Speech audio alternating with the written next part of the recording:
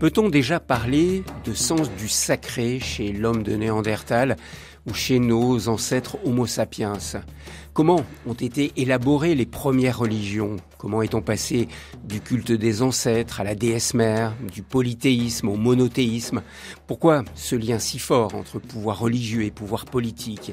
Eh bien, c'est quelques-unes des questions, Frédéric Lenoir, que vous abordez dans votre nouveau livre, L'Odyssée du sacré, que vous publiez aux éditions Albin Michel. Alors, Frédéric Lenoir, vous êtes philosophe, écrivain, historien des religions, bien connu entre autres pour vos portraits de grands maîtres spirituels comme Jésus, Bouddha, Socrate, ou de grands philosophes comme récemment Spinoza ou le psychanalyste Jung.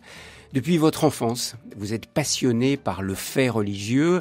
Alors avec cette odyssée du sacré, j'ai l'impression que vous partagez là la synthèse, la substantifique moelle de tant d'années de recherche et de questionnement. C'est un peu votre grande œuvre, entre guillemets, au sens des compagnons du devoir. Effectivement, je dirais qu'il y a 35 ans de travail derrière.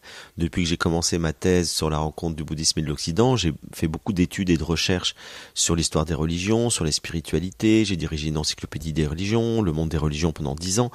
Et toutes ces études, toutes ces recherches m'ont donné envie à un moment donné de faire une synthèse. Et de dire, bon, j'en suis où aujourd'hui de ma compréhension du phénomène religieux et spirituel. Et donc, ça a donné naissance à ce livre, L'Odyssée du sacré. Un travail de sociologue des religions. Alors, philosophe et sociologue des religions, c'est-à-dire que il n'y a pas que de la sociologie, il y a vraiment une interprétation philosophique aussi, c'est-à-dire une réflexion sur le phénomène religieux.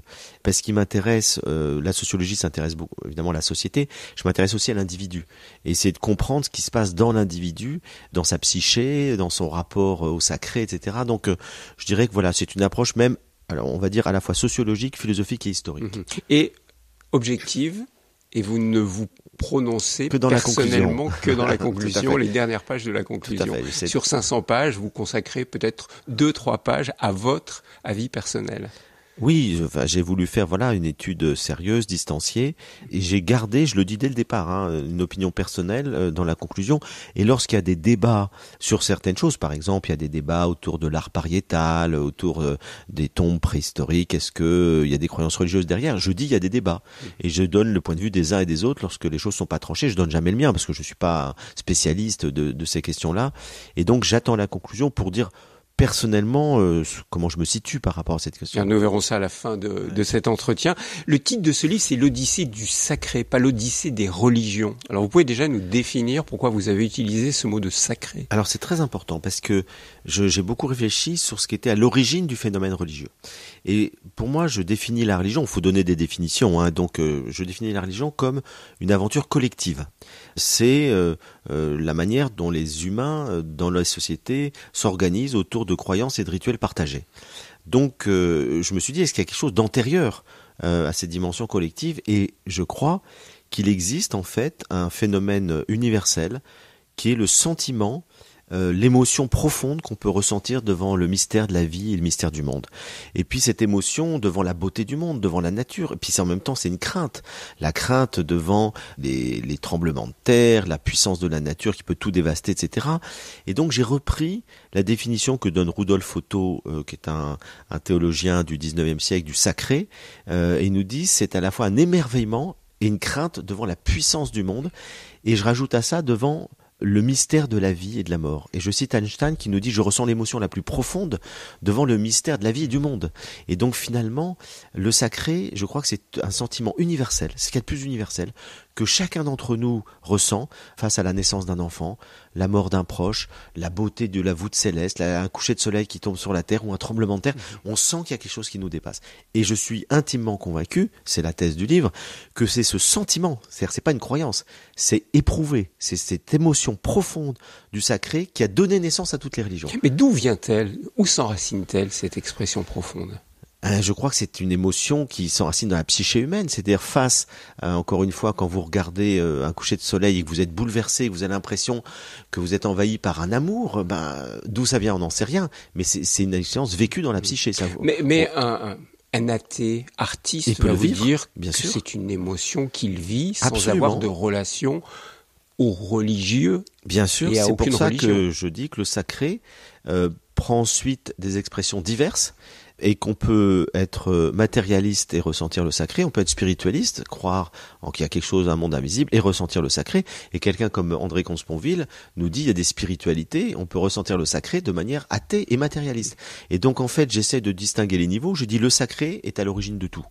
Et ensuite, il faudrait distinguer la dimension matérialiste de ceux qui croient que tout est lié à la matière, mais qui peuvent ressentir et éprouver cette émotion, parce qu'elle n'est pas de l'ordre d'une conception intellectuelle, c'est éprouvé.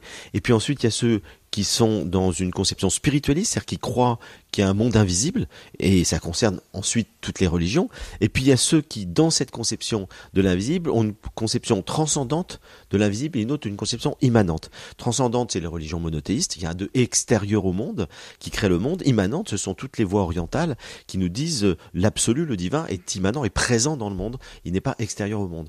Alors Frédéric Lenoir, si je vous entends bien, nos ancêtres, on parle des sapiens, mais même avant, l'homme de Néandertal, voire même avant, peut-être les australopithèques, pouvaient ressentir cette certainement. motion intérieure si on et le cet ressent, émerveillement. On ne voit pas pourquoi ils ne l'ont pas ressenti. Et on en trouve probablement des traces. Les premières traces historiques d'une expression du sacré, ce sont les gestes funéraires. La manière dont Néandertal puis Sapiens enterraient les morts montre qu'il y a des croyances, montre qu'il y a une émotion profonde et du coup on va enterrer les morts en position fétale, on va mettre de l'ocre rouge, ce qui signifie le sang, on va les enterrer avec des armes, des parures, de la nourriture. Et donc, ça à partir de combien ? Moins 150 000 ans. Et donc on se rend compte que là, on est devant quelque chose où la mort est ritualisée, ce que ne font absolument pas les animaux. Les autres animaux ne ritualisent pas la mort. Et donc là, on se dit, il y a quelque chose qui se joue autour du sacré. On sacralise la mort. Et on sacralise la naissance aussi. Et la naissance. On est émerveillé. Donc c'est toujours pareil. C'est la naissance et la mort. On s'interroge, au fond, on voit, Sapiens et Néandertal avant lui s'interrogent sur l'énigme de l'existence. Et là, ces interrogations métaphysiques et ces émotions qu'ils ressentent vont donner naissance ensuite à toutes les traditions spirituelles et religieuses de l'humanité. Visage, Thierry Lyonnais. Frédéric Lenoir, les premiers signes, puisqu'on cherche des signes en fait quand on veut s'intéresser aux religions, ce sont les peintures pariétales dans les grottes de Lascaux, Cosquer et autres, voire des symboles, des gravures à l'intérieur de ces grottes. Comment les comprendre dans la relation du sacré que nos ancêtres sapiens avaient avec la nature ? Alors l'art pariétal effectivement apporte des indices archéologiques très intéressants sur cette question-là, parce qu'on a longtemps cru que c'était de l'art pour l'art, parce que quand on voit la beauté des dessins de Lascaux, Chauvet, on se dit c'est magnifique, c'est des beaux artistes. Ça, c'est les théories de Lebrun-Gourand, voilà. Et ça mais ça tient pas la route, parce qu'on se dit mais pourquoi des artistes iraient peindre, se compliquer la vie, aller peindre dans des cavités extrêmement difficiles d'accès, dans le noir. Ils feraient ça sur des parois à l'extérieur, comme ça existe. L'art rupestre, il y a des parois extérieures qui ont été peintes, la plupart d'ailleurs ont été effacées, mais en tout cas, pourquoi les plus beaux chefs-d'œuvre ont été faits dans des cavités profondes ? Et parmi toutes les théories, celle qui m'apparaît la plus pertinente, c'est celle qui est développée notamment par Jean Klotz, aujourd'hui. Qui était à ce micro il y a quelques années pour nous en parler. C'est la théorie chamanique. C'est-à-dire au fond, il est très probable, puisque ces représentations, ce sont essentiellement des animaux, et des animaux qu'on chasse. Il y a très peu de représentations humaines, et quand c'est une représentation humaine, c'est un chasseur. Donc au fond, on se dit, ce sont des scènes de chasse, et ce sont des chamans qui allaient se mettre dans ces cavités profondes, dans le noir, pour rentrer en transe, et rentrer en contact avec les esprits invisibles des animaux. Donc là, on retrouve ce que l'on connaît aujourd'hui sous le nom d'animisme aussi. Tout à fait. Et l'animisme, c'est la croyance qu'à côté du monde visible, il y a un monde invisible et qu'il y a des esprits, des humains, des animaux, des plantes et qu'on peut rentrer en communication avec ces esprits, notamment pour la chasse. Et que l'homme est un élément dans cette nature. Il n'est pas à part. Pas à part du tout. Il fait partie de la nature, il y a un niveau horizontal. Et donc, du coup, le chaman, avant la chasse, il va rentrer en transe, en état modifié de conscience, pour rentrer en contact avec les esprits invisibles des animaux qu'il veut chasser, pour leur demander s'ils veulent bien accepter d'être chassés dans cet échange symbolique global dans lequel on sait qu'après, quand on mourra, on redonnera notre corps à la nature. Et donc, c'est probablement, effectivement, pour faire des rituels chamaniques qu'on a fait ces peintures pariétales. Frédéric Lenoir, il y a un grand tournant qui a lieu, c'est le passage du paléolithique au néolithique. Vous en parlez dans votre livre, on se souvient du livre de Harari Sapiens qui insiste. Pourquoi, d'un point de vue religieux, à ce moment-là, dites-vous que ce tournant-là, il est fondamental. Alors, on explique pour les non-initiés le passage du paléolithique, c'est-à-dire aux alentours de moins 10 000 avant Jésus-Christ, au moment où l'homme va se sédentariser, arrêter d'être chasseur-cueilleur pour se sédentariser. Pourquoi ce moment-là, sur le plan du sacré et du religieux, est-il aussi important ? De manière générale, la thèse centrale du livre, c'est de dire que chaque fois qu'il y a eu des grands bouleversements de mode de vie des humains, on assiste en parallèle, en même temps, à des grands bouleversements religieux et spirituels. Et donc, j'ai montré qu'il y a 5 moments, dont le moment présent, d'ailleurs le moment actuel, où il y a des grands bouleversements de mode de vie qui entraînent des grands bouleversements religieux. Il y a une corrélation entre les deux. Et le premier, et sans doute le plus important, c'est ce moment de la sédentarisation. Alors qu'est-ce qui se passe effectivement, c'est que l'être humain, il va progressivement sortir de la nature avec la sédentarisation. Vous le disiez tout à l'heure, il vivait en communion avec les animaux, il se mettait sur le même plan que les animaux, mais lorsqu'il va se sédentariser, il aura plus besoin de chasser. Il va se donner sa suffisance alimentaire. Il va élever les animaux, donc les contrôler, et il va faire l'agriculture. Et donc finalement, il va entourer les villages de barrières pour se séparer du monde sauvage, et il va du coup ne plus avoir besoin de rentrer en communication avec les esprits des animaux pour les chasser. Et on assiste à ce moment-là à une transformation de sa religion. Il n'est plus dans une religiosité de type chamanique, animiste. Il crée, il invente les dieux et les déesses. Alors d'abord les de déesses, la cité. Si je comprends bien. Alors plutôt la grande déesse au départ, déesse. Et puis progressivement, on y reviendra avec l'avènement du patriarcat, ça va être de plus en plus des dieux qui vont remplacer les déesses. Et donc il invente les dieux et les déesses de la cité à qui il rend un culte pour qu'ils protègent la cité. Et donc ça devient la déesse de la fertilité, la déesse de la fécondité pour les champs, pour les animaux, le dieu de la guerre, quand on est en conflit avec d'autres tribus, etc. Et donc on assiste à une verticalisation de la religion. Avant, tout est horizontal, et d'un coup c'est vertical. Au-dessus, il y a les dieux, en dessous, il y a la nature, le monde naturel, et au milieu, il y a l'être humain qui a une fonction particulière, c'est de maintenir l'ordre du monde par ses sacrifices, par ses rituels, par ses prières, en communiquant avec les dieux. Alors ça, c'est important, ce que vous venez de dire là, la notion de sacrifice. Pourquoi les religions sont-elles très riches de rites sacrificiels ? Et pratiquement toutes les religions, quand on les observe bien. Alors l'étymologie du mot sacrifice en latin, c'est faire le sacré. Et c'est très intéressant parce qu'on pourrait dire que le chaman de la préhistoire, il fait pas le sacré, il l'éprouve, il ressent le sacré, il rentre en transe, c'est une expérience psychique et physique. Et puis le prêtre dans la cité, il fait le sacré, c'est-à-dire qu'il fait un geste très codifié qui consiste à offrir quelque chose aux dieux en échange de leur protection. Donc là, on est dans un rapport donnant-donnant. Ce qui était déjà le cas d'ailleurs dans les chamans. Hein. On est dans du donnant-donnant aussi, mais on l'est à travers les esprits des animaux. Là, on l'est à travers les dieux. Et au fond, c'est l'anthropologie du don. C'est ce que Marcel Mauss, un grand anthropologue, a très bien montré. C'est que toutes les sociétés humaines sont fondées sur cet échange. Et donc là, on va, de même qu'avec d'autres tribus, on va donner quelque chose pour recevoir quelque chose et essayer de créer la paix, et ben on fait la même chose avec les dieux. Pour que les dieux nous viennent en aide, on leur donne quelque chose de précieux. Qu'est-ce qui est précieux ? Dans les sociétés du néolithique, ce sont les semences. Et donc, on va offrir aux dieux les semences. On va leur sacrifier des animaux. C'est ce dont nous avons besoin, c'est ce qui nous est précieux. Et puis après, on va assister à une surenchère sacrificielle au fil des millénaires. Et lorsqu'il y aura des grandes famines, des épidémies, des tremblements, et ben là, on offrira des êtres humains, voire nos propres enfants, parce que c'est ce qu'il y a de plus précieux pour offrir aux dieux et pour apaiser leur courroux. Mais toujours pour recevoir plus, parce que le dieu doit donner de la protection, plus si on lui de offre. l'abondance, exactement. C'est une forme. C'est là qu'on est presque dans de la magie. C'est-à-dire qu'on pense qu'en donnant quelque chose, on va automatiquement recevoir quelque chose. C'est une pensée un peu magique dans laquelle, voilà, parce que je fais tel geste, je vais lier d'une certaine manière les dieux et les obliger à répondre à ma demande. On est encore un peu là-dedans. C'est universel la pensée magique, bien sûr. Encore actuellement. Alors après, ce qui distinguerait, et j'en parle, j'ai tout un chapitre sur la magie, ce qui peut distinguer la magie de la religion, même s'il y a beaucoup de points communs, c'est que on pourrait dire que le prêtre va supplier les dieux, le magicien va ordonner. On le voit très bien dans l'Égypte antique, par exemple. On fait des prières aux dieux pour avoir certaines choses et on espère qu'ils vont répondre à nos prières. C'est ce qu'on vit dans les monothéismes. On prie Dieu, on espère qu'il va répondre à nos prières.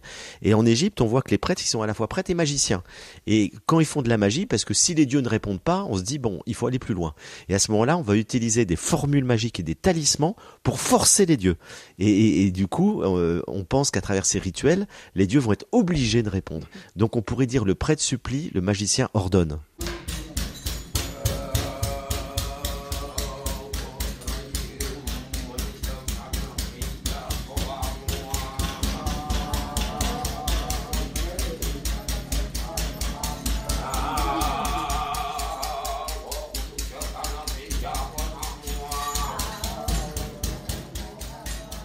Frédéric Lenoir, une autre grande étape, ça va être la formation des civilisations, l'apparition des grandes villes, l'apparition des cités, de la hiérarchie qui va se mettre en place dans ces cités, et puis l'apparition des prêtres, des temples. Tout à fait. Donc on voit au fil des millénaires que vont naître des cités, puis des royaumes, et puis des grandes civilisations. Et les civilisations apparaissent avec l'écriture, c'est-à-dire à peu près 3500 ans avant notre ère, en Chine, en Mésopotamie, en Égypte. Et là on peut dire que les grandes religions vont apparaître à ce moment-là ? Voilà, les grandes religions antiques. Il y avait bien sûr des religions, il y avait déjà des prêtres et tout, mais c'était beaucoup moins systématique. Et là on voit apparaître avec l'écriture, on va permettre de codifier, d'écrire des mythes. C'est très important l'écriture des mythes, parce que ce sont ces grands récits qui vont permettre de créer du lien social dans des royaumes qui sont très étendus, voire des empires. Et donc l'écriture va jouer un rôle déterminant pour relier tout le monde à travers des mythes communs, et puis on va codifier, on va faire des codes moraux. Donc avec les grandes religions antiques apparaissent les mythes, enfin en tout cas l'écriture des mythes, parce qu'ils existaient de manière orale, vont apparaître les codes moraux de l'humanité, le code d'Hammurabi, les grands codes, la Bible, le décalogue, etc., qui vont codifier une morale collective, vont se développer et se ritualiser de plus en plus les sacrifices, et puis va apparaître la distinction entre le sacré et le profane. Alors dans une autre définition du sacré que celle que j'ai donnée tout à l'heure, qui est plutôt celle d'Émile Durkheim, le fondateur de la sociologie, qui lui, d'un point de vue sociologique, nous dit, on observe qu'avec les religions antiques, ils vont distinguer un espace et un temps sacré d'un espace et d'un temps profane. C'est-à-dire que les religions vont décider de ce qui est sacré et de ce qui est profane. Et ce qui est sacré, ce sont les lieux de culte, par exemple le temple. Et dans le temple, il y a du sacré plus. Le saint des saints, par exemple. Et puis seul le prêtre pourra pénétrer. Seul le prêtre peut pénétrer. Et puis on voit qu'il y a des temps sacrés. Certaines journées sont sacrées dans la semaine. On voit pour toutes les religions. Certains pèlerinages, certains moments, il y a des fêtes, etc. Et donc là, le sacré, moi je l'ai défini au départ comme un sentiment universel, individuel et universel. Et là, avec le développement des religions, le sacré est défini de manière plus sociologique par les religions comme des espaces et des temps définis. Et donc on voit que c'est une évolution dans laquelle le sacré devient beaucoup plus collectif. Et il est géré par les prêtres. Frédéric Lenoir, est-ce que cette dimension de parallélisme, je dirais, entre la création des grandes civilisations et la naissance des religions est universelle? Parce que nous, on en parle beaucoup, on est toujours un peu ethnocentré. Nous, c'est le Proche-Orient, c'est l'Égypte, c'est ce qu'on connaît, c'est dans notre zone. Mais est-ce qu'il y a la même chose du côté de la Chine, de l'Inde, de l'Amérique du Sud? C'est tout à fait. Toutes les civilisations fonctionnent selon le même schéma de développement au niveau des religions. Et on voit la même chose, effectivement. En Chine, on va assister à la naissance des grandes traditions religieuses qui met toujours, parce qu'il y a un point que j'ai oublié de dire, c'est le lien entre le politique et le spirituel. C'est-à-dire que la religion valide le pouvoir politique et le pouvoir politique s'appuie sur le religieux. Ça, et donc c'est très important, ça, ce lien. Très important. Il y a un lien entre les deux. Et par exemple, l'empereur de Chine, c'est le fils du ciel. Il a son mandat, il a un mandat céleste et il doit se comporter de manière vertueuse, sinon il perd son mandat céleste. Et là, c'est l'essence même du confucianisme. Et puis on a en Égypte Pharaon. Pharaon, il a une dimension divine aussi, et donc il est relié au Dieu de manière extrêmement étroite. Et dans certaines évolutions de l'Égypte, il va être même divinisé. Et puis après, dans le monde chrétien, l'empereur devra se faire sacrer par le pape, etc. C'est-à-dire que le lien entre politique et religion est fondamental. Et on voit ça aussi, donc tous ces traits que j'ai caractérisés, le sacré, le profane, les sacrifices, les grands mythes et tout, on voit ça en Inde, on voit ça en Chine, on voit ça en Égypte, et on voit ça dans les civilisations précolombiennes. Donc finalement, partout, on assiste au même phénomène et on peut dire qu'il y a une typologie qui est partout présente du phénomène religieux avec les mêmes rituels et les mêmes types de croyances, même si les croyances divergent. En Orient, par exemple, on a beaucoup la croyance karmique, qui est cette idée qu'on se réincarne et qu'il y a une loi de cause à effet, le karma, qui fait qu'on va se réincarner indéfiniment tant qu'on n'a pas atteint la libération. On n'est pas du tout dans cette croyance-là dans le bassin méditerranéen, enfin un petit peu, mais c'est très minoritaire. On est beaucoup plus dans la croyance qu'il peut y avoir une résurrection, une autre vie après la mort sans forcément se réincarner. Donc il y a des divergences de croyances, mais sur la description des religions et leur fonctionnement, on est tout à fait sur le même système. Y compris sur les fonctions de la religion. Parce que dans votre livre, l'Odyssée du Sacré, vous pointez précisément quelles sont les fonctions de la religion. Vous dites qu'il y en a une qui est d'abord de tenter d'expliquer l'inexplicable, le mystère des origines et de là où on nous en revient au sacré. On le retrouve partout. Ouais. La deuxième fonction, c'est de créer du lien social. Et ça aussi, c'est très important. Ce n'est pas, en tous les cas dans ces civilisations-là, une dimension de relation très personnelle avec Dieu. C'est une dimension collective. Tout à fait. Dans la cité. Surtout à l'époque antique. C'est-à-dire que ça va changer au cours du premier millénaire. Ça on le verra dans un instant, ça. Ouais. Mais effectivement, dans la période antique, la religion a une dimension essentiellement collective. Les individus, on ne sait pas très bien s'ils avaient une spiritualité personnelle, parce que ce sont les grands prêtres qui pratiquent les sacrifices pour le peuple et par rapport au pouvoir politique. Et pour consolider le lien social entre ces personnes dans ces grands empires qui sont en train de se développer. Ce que Sapiens avait très bien montré. Ça, c'était une des thèses centrales de Sapiens, ce qui me paraît profondément juste. Donc, du livre de Harari, oui. Tout à fait. C'est qu'effectivement, quand vous êtes dans des grands empires dans lesquels les gens ne se connaissent pas, ils parlent même pas la même langue, etc., qu'est-ce qui peut les relier? La religion. C'est-à-dire des croyances et des rituels partagés. Et donc la religion, ce lien avec l'invisible, permet de fédérer, de regrouper des individus extrêmement divers. Et ça crée du lien social. Et c'est toujours vrai aujourd'hui. C'est-à-dire que la religion, c'est vraiment ce qu'il y a de plus fort pour créer du lien social dans une civilisation. Et le troisième point, vous l'avez évoqué tout à l'heure, c'est légitimer le pouvoir politique. Frédéric Lenoir, dans ces grandes étapes que vous nous proposez dans votre Odyssée du Sacré, il y en a une très très importante que vous appelez le tournant axial.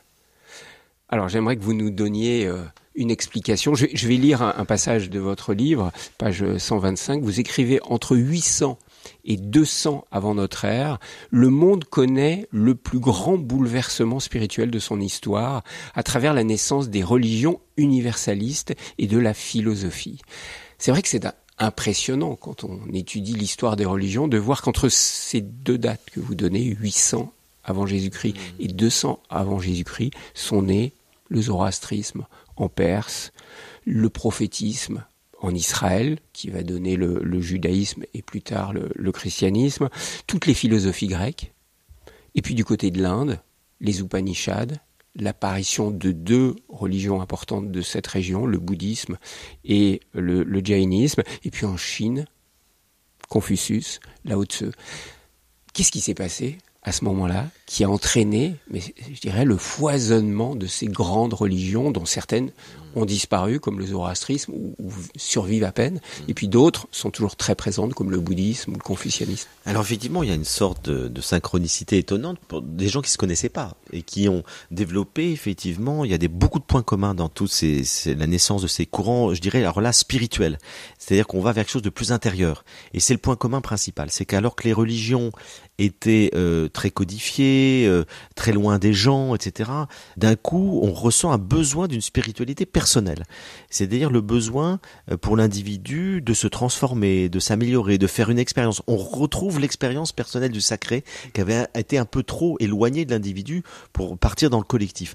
Et du coup, on se réapproprie le sacré, on se réapproprie une spiritualité personnelle fondée sur la connaissance. La raison prend beaucoup de place, hein. On voit très bien dans le bouddhisme, confucianisme, la philosophie grecque, etc. La raison, et donc le raisonnement, la capacité d'analyser, d'expliquer le monde devient très importante. L'amour est très important aussi, l'amour, la compassion, la relation aux autres, et puis ce désir d'éprouver à nouveau quelque chose. Et se développe aussi la croyance en l'immortalité de l'âme. C'est-à-dire que nous allons pouvoir continuer de vivre, quelles que soient les formes, on l'a déjà évoqué, dans l'au-delà. Et cette période est appelée par Karl Jaspers l'âge axial de l'humanité, parce qu'il y a comme un axe où il se passe une révolution spirituelle dans toutes les civilisations. Alors, comment l'expliquer ? Oui, qu'est-ce qui s'est passé pour que l'homme prenne conscience de son individualité par rapport au groupe, au clan ? Alors, il y a deux explications très différentes. Une explication purement historique et sociologique. On va dire que se sont développés dans des sociétés qui commençaient à s'enrichir avec la naissance de l'écriture, avec le commerce qui se développe, etc. Une classe aisée dans laquelle les gens avaient du loisir pour réfléchir. D'ailleurs, Aristote dit les mathématiques sont nées en Égypte dans la caste sacerdotale qui avait des loisirs. C'est-à-dire qu'il faut avoir du temps. Quand vous êtes le nez dans l'agriculture toute la journée, que vous produisez, etc., si vous n'êtes que des producteurs ou que des guerriers, vous n'avez pas le temps pour réfléchir. Donc il y a des gens qui vont avoir du temps, des lettrés, que ce soit en Chine, en Inde, etc., pour les philosophes grecs, pour réfléchir. Et en même temps, on assiste à, je dirais, un développement par l'écriture du savoir. On commence à accumuler la connaissance.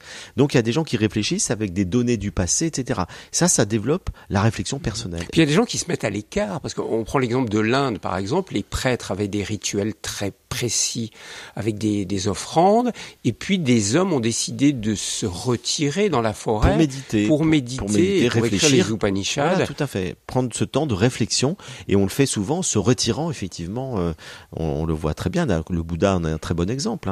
Il quitte le monde pour aller 10 ans dans la forêt, et puis un jour, il s'aperçoit que l'ascèse sert pas à grand-chose, et puis il s'assied pour méditer longuement, et il atteint comme ça l'éveil, il développe son message. Donc on voit très bien que ce sont des gens, un peu des intellectuels, des gens qui réfléchissaient, qui sont à l'origine de toutes ces transformations, de ces révolutions spirituelles. Après, il peut y avoir une toute autre thèse, qui serait celle de Teilhard de Chardin, qui nous parle de la noosphère. La noosphère, c'est la sphère des pensées. Et il nous dit, il y a un moment donné, les gens captent les mêmes choses, les mêmes pensées dans cette noosphère, et vous allez avoir à des points différents du globe des idées similaires. Et on le voit très bien dans la création artistique. Il y a des gens qui ont les mêmes projets, les mêmes idées, les mêmes inspirations au même moment. Alors ça, c'est très mystérieux. Alors qu'est-ce que ce serait cette noosphère ? C'est une sphère de la pensée. C'est-à-dire que les pensées, quand on dit les pensées sont dans l'air, vous savez, les idées sont dans l'air. On peut pas l'expliquer d'un point de vue scientifique avec la raison logique, mais on peut imaginer qu'il pourrait exister une sorte de sphère de la pensée où on est connecté par nos pensées, nos intuitions, et que à un moment donné, il y a une évolution de la conscience globale de l'humanité qui fait qu'il y a des pensées nouvelles qui émergent et que certains individus les captent. Et est-ce que c'est en lien avec ce que Jung a appelé l'inconscient collectif ? Voilà, ce sera en lien avec l'inconscient collectif et les archétypes. Et donc, on peut dire à ce moment-là qu'il y a des gens qui ont eu à peu près les mêmes idées dans des civilisations complètement différentes parce que la conscience de l'humanité avait progressé. Et elle est en évolution alors. Et elle continue en constante évolution. On est sur un chemin d'évolution. C'est toute la thèse théillardienne, c'est ce chemin d'évolution vers de la le point conscience. oméga. Voilà, exactement. Et ça, pourquoi pas ? C'est improuvable, mais pourquoi pas ? Donc voilà, on peut avoir une explication matérialiste ou spiritualiste, mais en tout cas, les deux hypothèses sont intéressantes. Et la conséquence, c'est que du coup, ça va bouleverser les religions. C'est que les religions antiques vont être complètement bouleversées par ces grands courants spirituels, et là on peut parler vraiment de spiritualité. On est sur une transformation de l'individu, et ça va les travailler en profondeur, voire les perturber. Par exemple, le bouddhisme c'est un très bon exemple, parce que d'un coup la société hindoue, brahmanique, était extrêmement portée vers le sacrifice, était bouleversée, et le Bouddha nous dit tout le monde peut atteindre l'éveil, pas uniquement les brahmanes, tout le monde peut atteindre l'éveil, et la société de caste elle aurait pu exploser. Bon, c'est pas ce qui s'est vraiment passé, parce que le bouddhisme a plutôt été chassé de l'Inde, mais il s'est répandu dans tout le reste de l'Asie. Et puis c'est pareil. Mais ça a réformé quand même de l'intérieur profondément l'hindouisme. Bien sûr. Et puis les Upanishads ont apporté une dimension de quête spirituelle personnelle qui n'existait pas.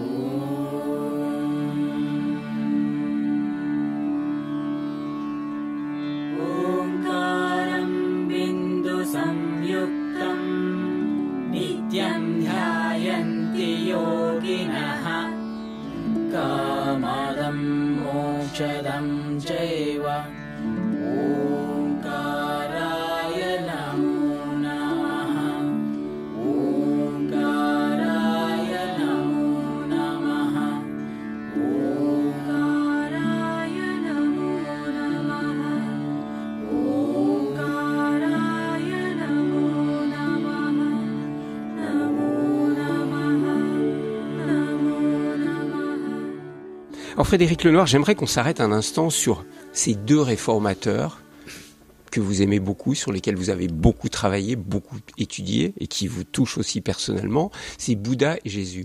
Alors j'utilise volontairement ce mot de réformateur parce qu'ils ont été des réformateurs. Vous pouvez nous expliquer en quoi ces deux hommes ont vraiment complètement bouleversé, transformé les grandes religions de leur époque? Alors le Bouddha, on a commencé à en parler, donc je prolonge.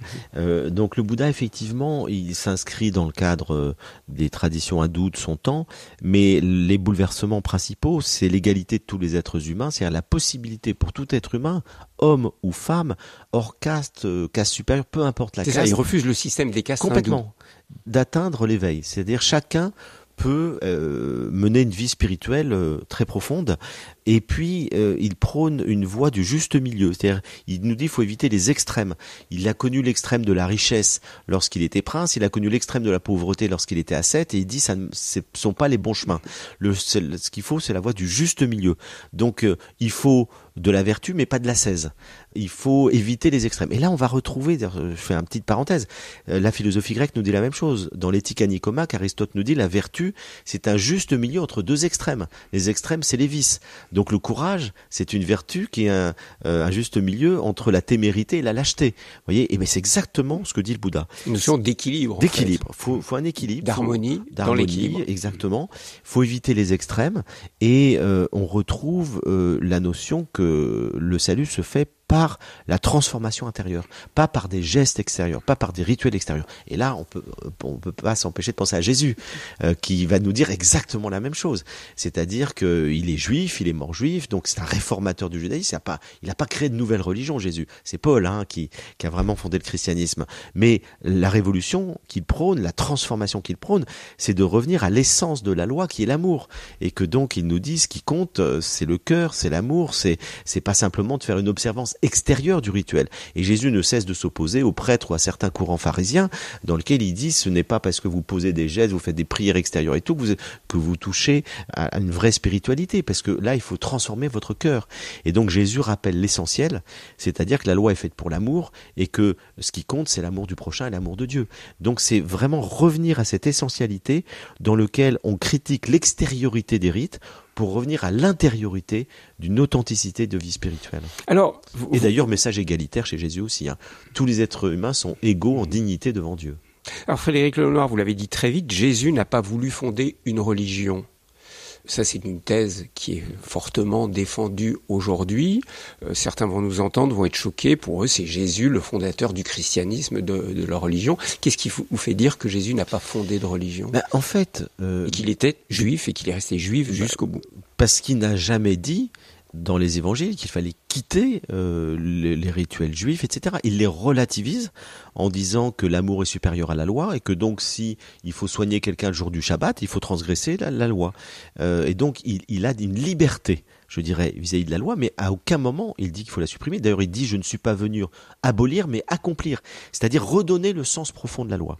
Donc il a pratiqué sa religion jusqu'au bout, et à aucun moment il a dit « on va quitter la religion », y compris la cache-route, la circoncision, etc. On voit le débat au début du christianisme, après la mort de Jésus, justement, sur ces entre ceux questions-là. qui veulent rester vraiment juifs, pleinement juifs, et puis d'autres qui veulent se tourner vers les gentils, comme on dit. Et alors d'autres, c'est Paul, qui est le principal, parce que Paul, qui est ce pharisien juif, qui persécutait les chrétiens, qui bouleversait sur la route de Damas, il entend Jésus lui dire « pourquoi me persécutes-tu » et du coup se convertit. Et lui, il va beaucoup plus loin, parce qu'il dit au fond, pourquoi est-ce qu'on imposerait aux païens la circoncision, la loi, alors que Jésus les a, par son message, fondamentalement dépassés. Même si lui, il est resté pratiquant, pourquoi on l'imposerait aux autres? Et donc, c'est le grand débat du Concile de Jérusalem, qui a lieu à peu près 20 ans après la mort de Jésus, où là, Paul va convaincre les autres apôtres qu'il faut faire rentrer les gentils, les païens, dans le christianisme qui est fondé sur la foi. Et le rituel, ce sera le baptême. Et la création du christianisme est à ce moment-là. Et la création, on peut dire, d'une religion séparée du judaïsme, c'est à ce moment-là. Alors qu'avant, c'était des judéo-chrétiens. C'est-à-dire tout jusqu'à Saint Paul, pendant ces 20 ans entre la mort de Jésus et l'arrivée de Saint Paul, en fait, ce sont que des Juifs. C'était une secte juive. Une secte juive parmi d'autres, exactement, qui suivait un prophète nommé Jésus. Et d'un coup, Paul va dire non. À partir du moment où on va arrêter la circoncision, la cache-route, et que ce qui compte, c'est la foi en Jésus et le baptême chrétien, et ben à partir du moment-là, il y a une nouvelle religion qui apparaît. Alors Frédéric Lenoir, on pourrait faire une émission entière autour de ce thème très important. Je reviens sur une autre expression qu'on entend très souvent. Le bouddhisme n'est pas une religion. C'est pas vrai. Le bouddhisme, c'est une philosophie. Non, c'est pas vrai. C'est-à-dire que le bouddhisme, c'est une philosophie, c'est un art de vivre, c'est une spiritualité et c'est une religion. C'est une religion avec ses rituels, avec ses codes, c'est collectif. J'ai défini depuis le départ la religion comme un partage de croyances et de rituels partagés. Le bouddhisme, on partage des croyances et des rituels. Alors, ceux qui disent que c'est pas une religion, c'est qu'ils disent c'est très empirique, c'est pragmatique, c'est vrai. C'est vrai que le Bouddha propose des techniques de méditation, un travail sur soi, etc. Mais en même temps, il y a des croyances. La croyance dans le karma, dans la transmigration des âmes, dans le nirvana, ce sont des croyances, c'est pas des choses objectivement scientifiques. Donc il y a des croyances qui sont des croyances qu'on peut expérimenter. Certains disent oui, mais on peut ressentir, on peut très bien, pourquoi pas. Mais en tout cas, il y a des croyances et il y a des rituels. C'est-à-dire qu'il y a beaucoup de rituels de méditation collective, on fait des offrandes et aujourd'hui si vous allez dans un pays bouddhiste, vous allez voir qu'on vénère les Bouddhas comme des dieux quasiment. Donc là c'est un peu une dérive par rapport au bouddhisme originel où le Bouddha s'est pas présenté du tout comme un dieu, mais aujourd'hui on voit qu'il y a un culte qui est rendu au Bouddha et aux différents bodhisattvas qui sont les grands saints du bouddhisme, du grand véhicule, et donc on voit que finalement on retrouve dans le bouddhisme les traits communs qu'on voit dans toutes les religions. Vous avez cette expression quand vous parlez du bouddhisme, du christianisme, mais on peut aussi en parler pour l'islam. Vous dites ce sont des religions du salut. Oui. Qu'est-ce que ça veut dire, des religions du salut? C'est-à-dire qu'elles ont à la fois une dimension universaliste, elles se présentent comme universelles, c'est-à-dire tous les êtres humains peuvent être touchés par leur message, et donc elles sont prosélytes. Ce qui n'est pas le cas du judaïsme, non, par qui n'est exemple. pas prosélyte du tout. On est juif parce qu'on a une mère juive. Tout à fait. Ou de l'hindouisme, c'est une culture. Donc là, normalement, on ne peut pas devenir hindou. Il faut naître hindou. Comme on est juif. On peut se convertir au judaïsme, c'est très compliqué, c'est très rare. Bon. Donc là, effectivement, ce sont des religions de conversion. On se convertit à l'islam, au bouddhisme, au christianisme, c'est une conversion personnelle. C'est l'individu qui fait ce choix, ou alors, et c'est plus surtout le cas de l'islam, parce qu'on est musulman, on est censé rester musulman. Mais sinon, ce sont des religions qui appellent l'individu à un chemin personnel. Et puis, c'est des religions universelles, prosélytes. Elles sont appelées à conquérir des nouveaux fidèles. Alors, le bouddhisme l'a plutôt fait de manière pacifique. Le christianisme et l'islam ont plus utilisé les armes pour ça.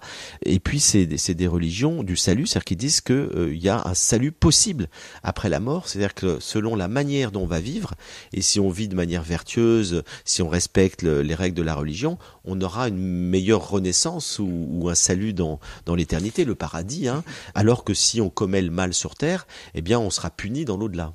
Mais ce salut est accordé par l'intermédiaire du maître spirituel de cette religion ou par le travail personnel que vont mener les croyants dans une transformation personnelle. Ah, mais c'est toujours le travail personnel. C'est-à-dire, ce qui compte, c'est le cœur. C'est vraiment la manière dont chaque fidèle va faire des choix de vie, vertueux ou vicieux, respectueux des autres ou pas respectueux des autres. C'est tout ça qui engage, je dirais, son salut éternel dans toutes ces religions.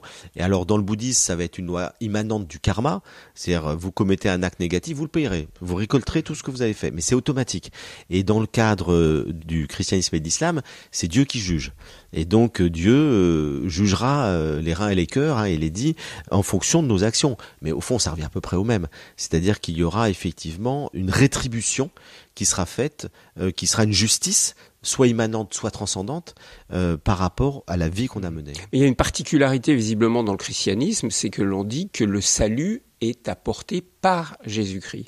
Oui, alors ça c'est par le sacrifice de Jésus-Christ. On le trouve pas dans l'islam, on le trouve pas dans le bouddhisme. Ça. Non, c'est la particularité du christianisme, c'est le rôle central du Christ, qui est présenté dans la théologie chrétienne comme le rédempteur universel. C'est par son sacrifice, c'est parce qu'il est mort, qu'il est Dieu incarné et qu'il est mort pour donner sa vie pour l'humanité, que tous les hommes peuvent accéder au salut. C'est-à-dire qu'il a... Mais par lui. mais par lui.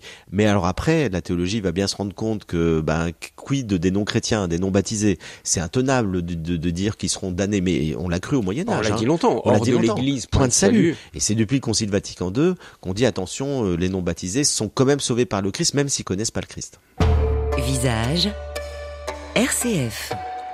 Frédéric Lenoir, nous poursuivons ce parcours de votre livre, l'Odyssée du sacré, ce grand parcours de la dimension à la fois sacrée, spirituelle et des religions à travers le parcours de l'humanité. Il y a un autre grand tournant, c'est celui que nous vivons encore, que vous appelez le tournant de la modernité. J'aimerais qu'on passe un moment là-dessus. Ça a commencé avec la Renaissance, ça se poursuit aujourd'hui. On a eu des grandes figures qui sont venues prendre une distance par rapport aux religions, voire être même très critiques par rapport aux religions. Pouvez-vous nous donner quelques clés essentielles pour comprendre ce tournant de la modernité ? Je crois qu'il faut comprendre les vecteurs principaux de la modernité, et j'en vois 3. C'est le développement de l'esprit critique, de la raison critique, c'est l'individualisation et c'est la globalisation. À partir de la Renaissance, on voit se développer ces 3 grands mouvements, et ça va donner naissance à ce qu'on appelle déjà l'autonomie du sujet. C'est-à-dire que l'individu va chercher à s'émanciper du groupe. Et c'est quelque chose de tout à fait nouveau. Le groupe a toujours été important. Même les philosophes grecs considèrent que le politique est aussi important que l'éthique. C'est-à-dire que le bonheur individuel doit s'inscrire dans un bien commun, dans un bonheur collectif. Et ça, on avait commencé à le voir dans les religions précédentes dont nous avons parlé. Dans l'âge axial, surtout. Ouais, dans l'âge axial. Mais là, c'est vraiment l'individu a des droits, et le collectif doit respecter, être au service d'une certaine manière des droits de l'individu. Et donc, on voit apparaître ce que Marcel Gauchet appelle une révolution copernicienne de la conscience religieuse. Ce ne sont plus les traditions religieuses qui vont normer les individus, ce sont les individus qui vont aller chercher dans les religions ce qui leur convient et ce qui leur convient pas. Et qui vont se dire, moi je crois à ça, je crois pas à ça. C'est ce que fait très bien Spinoza, par exemple. Bien sûr, tous les grands premiers... Alors Spinoza, c'est pas tout à fait ça. Parce que Spinoza, lui, il sort de la religion. C'est-à-dire, il dit, je ne suis plus religieux. Il est exclu d'ailleurs du judaïsme, à cause de son esprit critique. Il ne veut jamais se convertir au christianisme, alors qu'il a beaucoup d'acquaintance avec le Christ et les évangiles. Mais il garde des valeurs qu'il trouve dans ces religions, dans ces deux religions. Il trouve des valeurs, notamment la justice et la charité, mais sauf qu'il veut les fonder sur la raison, non plus sur la foi. Il nous dit la justice et la charité sont pratiquées dans le christianisme par l'obéissance à la religion, et ce qu'il veut découvrir, c'est comment la raison peut nous permettre de les vivre sans être inféodé, entre guillemets, à une religion. Et il prône pour la première fois une séparation du religieux et du politique.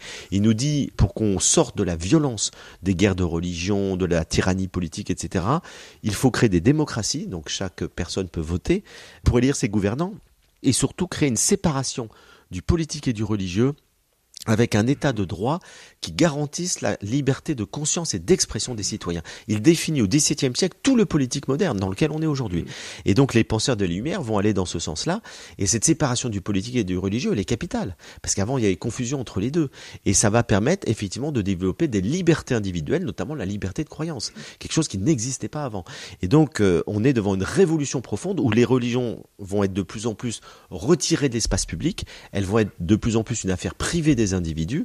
C'est une forme de laïcité qui se développe un peu partout, avec des formes très différentes. La laïcité française est beaucoup plus dure que dans d'autres pays anglo-saxons, où il y a toujours, la religion est toujours présente dans l'espace public, elle est présente dans le droit, mais de fait, ça revient au même. C'est-à-dire qu'il y a une séparation du politique et du religieux, et donc ce à quoi on assiste, c'est de plus en plus une sécularisation de la société. Donc vous nous avez dit, les 3 vecteurs de cette modernité, c'est l'esprit critique, on le voit bien, Spinoza, Descartes, Montaigne, la science, etc. La science, l'individualisation, et puis il y a la globalisation. Alors, qu'est-ce que vous mettez derrière ça ? La globalisation, elle commence à la Renaissance, parce que l'Occident se projette à l'échelle du monde.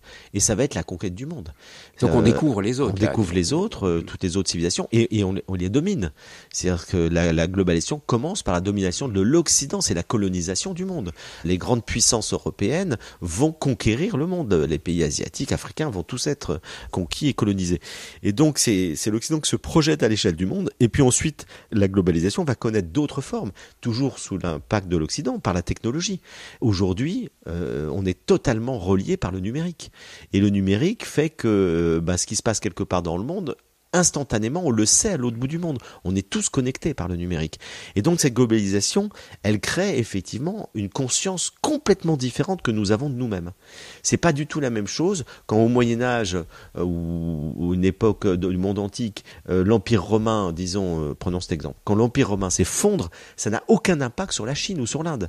Alors qu'aujourd'hui, si vous avez une crise politique quelque part, ça a un impact partout. Nous sommes tous reliés. Tous reliés. Et tous reliés aussi, pas évidemment, par les phénomènes écologiques, c'est-à-dire les écosystèmes. Autre étape, Frédéric Lenoir, que vous abordez dans votre livre, l'Odyssée du sacré, c'est le désenchantement du monde. Vous dites que nous sommes, depuis, on peut dire, à partir du 19e siècle, on est vraiment rentré dans ce désenchantement du monde. Ça commence bien avant. Bien avant, déjà. J'utilise l'expression, elle vient de Max Weber.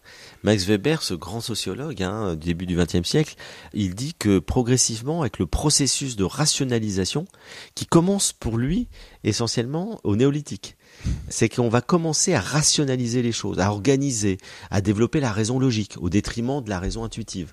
Et donc cette raison analytique, instrumentale, fait que progressivement on va se couper de la nature. Le judaïsme, c'est à nouveau un processus de rationalisation qui s'accélère.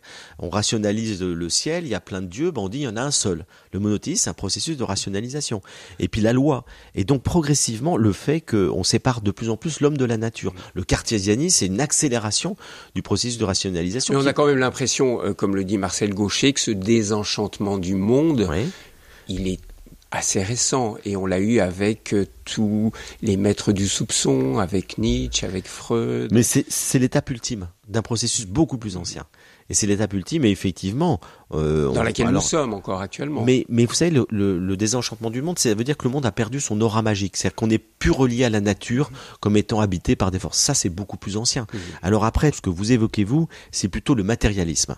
C'est-à-dire la naissance de philosophies matérialistes et athées. Ça, c'est le 19e siècle. Parce que même les Lumières sont encore spirituelles. C'est-à-dire, et on peut dire déistes. La plupart des philosophes des Lumières sont déistes.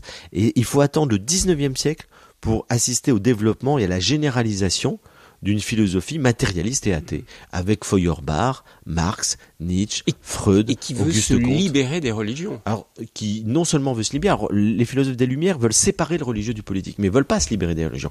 Ceux qui veulent se libérer de la religion, ce sont les grands penseurs matérialistes et athées, qui nous disent que la religion, c'est une oppression, c'est une aliénation. Donc ça, c'est Nietzsche, c'est Marx, tout à fait. Freud. Alors Marx nous dit c'est une aliénation économique. C'est-à-dire que c'est parce qu'il y a de l'injustice et de la misère qu'il y a des religions. La religion, c'est l'opium du peuple. C'est le soupir de l'opprimé. Et la religion disparaîtra avec les derniers opprimés. Freud va nous dire c'est une illusion. Et parce que l'être humain a peur de la mort, qu'il est angoissé, il va imaginer un Dieu qui le protège. Et donc c'est une aliénation psychique. Nietzsche va nous dire c'est une aliénation théologique parce que on croit dans un arrière-monde, ce qui nous permet finalement de projeter dans cet arrière-monde tous nos désirs profonds. Et puis on se dit sur Terre c'est pas grave si on est malheureux. Donc ça nie la vie. On renonce à cette vie-là par une ascèse, une souffrance, etc.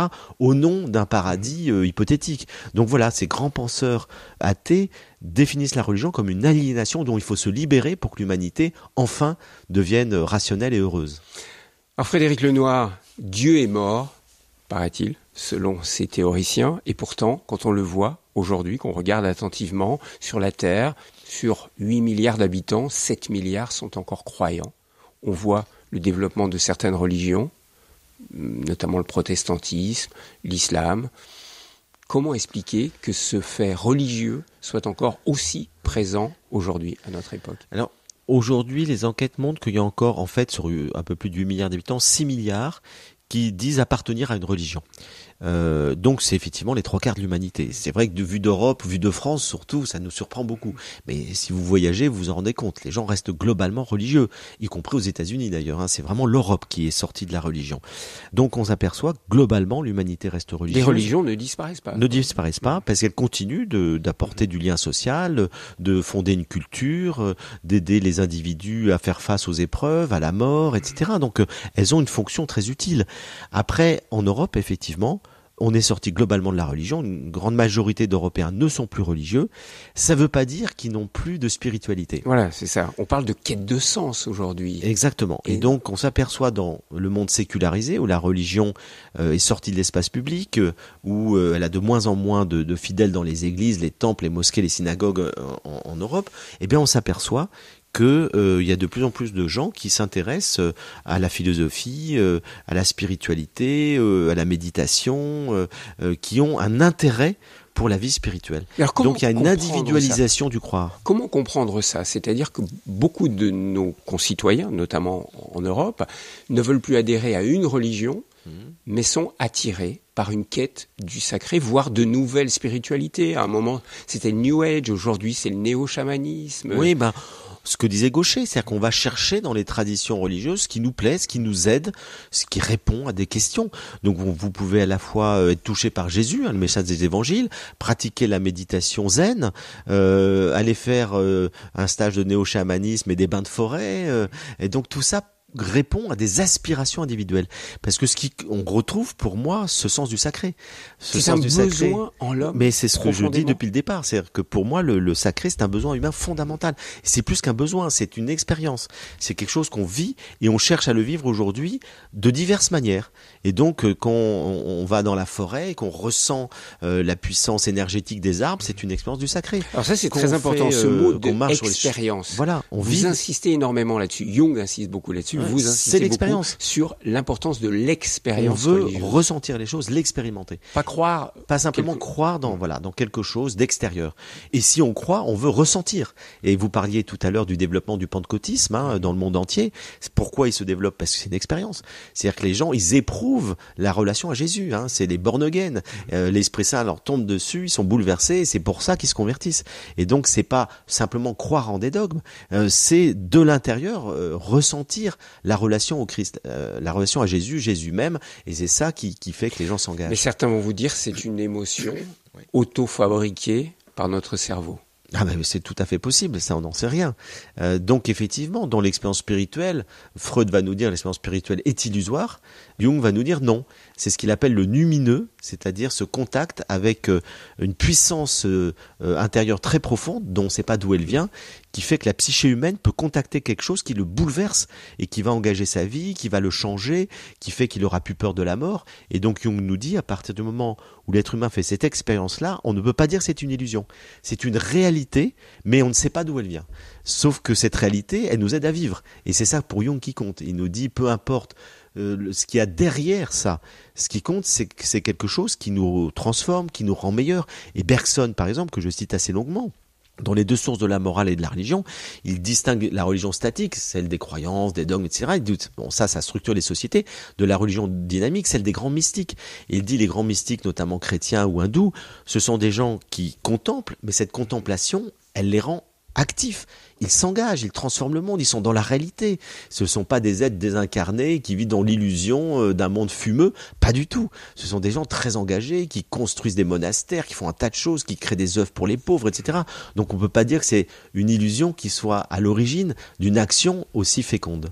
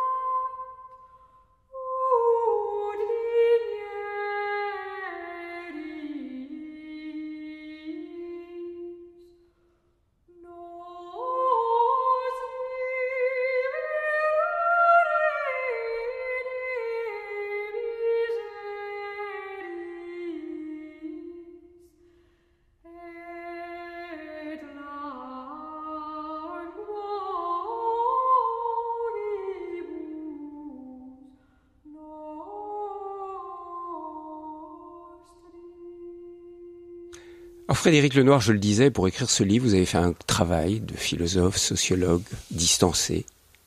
Mais aujourd'hui, après ces 35 ans d'études de toutes les religions, de toutes les civilisations, vous croyez en quoi ? vous, Frédéric Lenoir? On en a déjà parlé plusieurs fois ensemble depuis le temps qu'on se connaît, que vous m'invitez, et je vous en remercie régulièrement dans votre émission. Moi, au fond, j'ai expérimenté un certain nombre de choses. Et donc, je suis né dans un monde catholique, mais que j'ai pris mes distances avec, parce que ça ne me parlait pas. Puis en lisant les évangiles, j'étais bouleversé. Donc là, j'ai expérimenté, vraiment, comme on vient de le dire, la puissance d'amour du Christ. Donc je suis chrétien, parce que je suis relié au Christ. Après, j'ai un intérêt profond pour la philosophie grecque. Et donc, il y a toute, je dirais, la pensée de certains philosophes de l'Antiquité, celle de Platon notamment, celle de Spinoza, me touche profondément.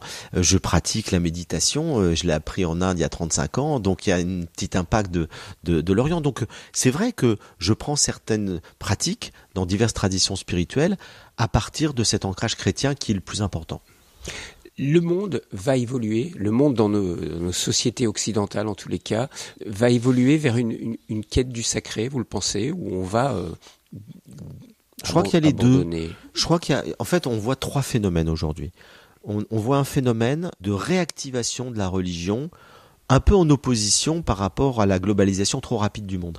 C'est-à-dire, plus le monde se globalise rapidement selon le modèle occidental dominant, plus ça crée des phénomènes réactionnels. On voit très bien avec l'islamisme, l'hindouisme, ce sont des religions qui se durcissent. Avec un repli identitaire. Un repli identitaire. Donc on assiste à un repli identitaire du fait du mélange très rapide des cultures qui inquiète, qui fait peur. Et du coup, on se replie sur ces repères traditionnels. Et ces repères traditionnels, c'est les religions qui les véhiculent. Donc on assiste, et je pense que ça va continuer, à un repli identitaire. Par ailleurs, on assiste à un matérialisme dominant. C'est-à-dire qu'il y a quand même, dans notamment le monde occidental, de plus en plus de gens qui ne croient plus en rien. Et donc ça reste extrêmement présent. Et puis vous assistez à une minorité, notamment dans le monde occidental, mais pas que, de gens qui sont en quête de sens et qui cherchent un sens à leur vie, donc cherchent une spiritualité, une intériorité. Et moi, je crois que ça va se développer de plus en plus. C'est-à-dire qu'on va avoir, je pense, un tableau final, enfin, pas final, mais disons que dans les siècles à venir, je pense que les religions vont persister pour des gens qui ont besoin de partager des croyances et des valeurs communes, et puis qu'il va y avoir beaucoup de gens qui seront dans une quête spirituelle plus individuelle. Ce que vous appelez du hors-piste. Du hors-piste, oui, qui ont besoin de donner du sens à leur vie, sans forcément être intégrés dans un système religieux global. Mais ils vont être très seuls, ceux-là. Mais pas forcément, parce que vous avez des regroupements affinitaires. C'est-à-dire qu'on peut, vous avez des gens qui se retrouvent dans des stages, dans des voyages initiatiques, qui cheminent à Compostelle, qui partagent leurs expériences spirituelles. Donc il peut y avoir plein de partages affinitaires sans qu'ils soient, entre guillemets, insérés dans une grande tradition ancienne. L'exemple que l'on voit par l'actualité de l'instrumentalisation des religions par des extrémistes fait peur. Beaucoup de personnes aujourd'hui vont vous dire « les religions sont dangereuses, il faut arrêter ces religions ». Alors, on voit dans les religions 2 choses. Ce qui est le plus visible, c'est la violence, effectivement, et qu'on assiste à des attentats terroristes comme on en a tout le temps en ce moment, mais ça se passe aussi avec la violence que les religions exercent sur leurs propres adeptes. Regardez par exemple en Iran, où c'est vraiment les mollahs qui dominent la société, et les gens n'en peuvent plus de ces mollahs, alors qu'ils sont eux-mêmes religieux, les Iraniens sont très spirituels. Et donc au fond, on assiste à cette violence religieuse, mais il faut pas jeter le bébé avec l'eau du bain. C'est-à-dire que pour beaucoup de gens, la religion, ça les soutient dans le quotidien, ce sont des rituels et des pratiques qui aident à vivre, et on le voit pour ces 6 milliards d'individus, ce ne sont pas 6 milliards de fanatiques. Il y a beaucoup de gens, la grande majorité sont des gens pour qui la religion, je reviens du Maroc, là, pour la plupart des Marocains, la religion, ils sont tolérants, ils sont ouverts, et ils accueillent l'étranger, ils n'ont pas de fanatisme. Bon, il y a une minorité de fanatiques, mais ça reste un soutien dans la vie quotidienne. Donc moi, je dirais pas que les religions sont par essence dangereuses. Elles peuvent créer effectivement de la violence. Elles peuvent être instrumentalisées par le politique. Mais dans leur essence, elles peuvent aussi apporter un soutien profond aux individus et être des repères collectifs. Mais en même temps, ce qui leur manque et ce qu'il leur faut, c'est de la spiritualité. C'est-à-dire que le danger, c'est d'être que dans l'extériorité, que dans le communautarisme, que dans le signe extérieur. Et s'il n'y a pas une spiritualité profonde, une prière profonde, un lien profond avec le divin à l'intérieur de ces religions, c'est là qu'elles deviennent dangereuses. Et c'est assez valable pour toutes les religions et pour chacun d'entre nous. Merci beaucoup Frédéric Lenoir. Je renvoie vraiment à ce travail monumental que vous avez réalisé, l'Odyssée du sacré, la grande histoire des croyances et des spiritualités des origines à nos jours, un livre que vous publiez chez Albin Michel, et vraiment tout croyant, quelle que soit sa tradition, devrait se plonger dans ce livre. Merci Frédéric Lenoir. Merci beaucoup Thierry.